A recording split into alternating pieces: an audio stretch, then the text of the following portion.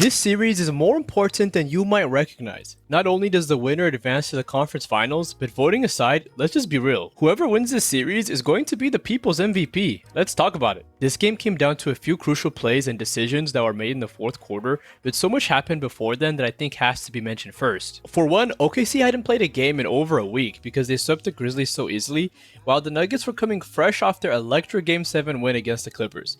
So now the Oklahoma City Thunder are finally feeling some adversity for the first time all year. Because you've got to remember, the Grizzlies series was really bad. I don't even know if you can call it a series. Teams like Cleveland, Boston, and OKC are really just now having to enter playoff mode while everyone else has been locked in it for the past 2 weeks. Naturally, as you'd expect, there was some rust that had to be blown off, and yes, there definitely was some rust. Okay, now let's talk about that fourth quarter because there's a whole lot to talk about. Starting with Oklahoma City's coaching. If I'm OKC's head coach Mark Daigneault, Westbrook needs to beat me. Christian Braun needs to beat me. I'd rather lose to Westbrook and Braun making big shots than losing to Jokic getting easy hook shots and just bodying his smaller defenders for 42 minutes. Okay, that might be an exaggeration. OKC didn't aggressively switch everything on Jokic into the fourth quarter, and mind you, Russ and Braun were super efficient tonight, but even still, in game 2, I'm willing to bet your life that OKC is going to dare those other guys to beat them before they allow Jokic to do what he did to them again tonight. Mark Daigneault, I'm gonna be honest, the guy's probably not an elite head coach. I really don't want to just bash on this man, but he was horrible tonight.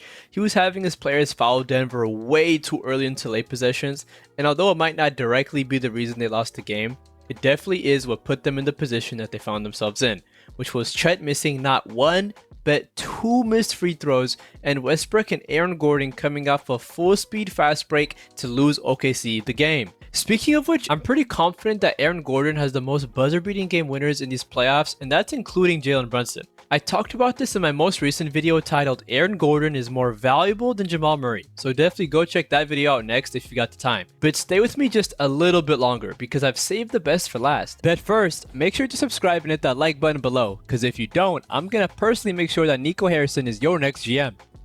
And trust me, nobody wants that. Now we finally get to compare Jokic's stats tonight to SGA's in the most obnoxious and unreasonable ways possible. Joker finished the game with 42 points, 22 rebounds, 6 assists, and 2 blocks on 51% shooting.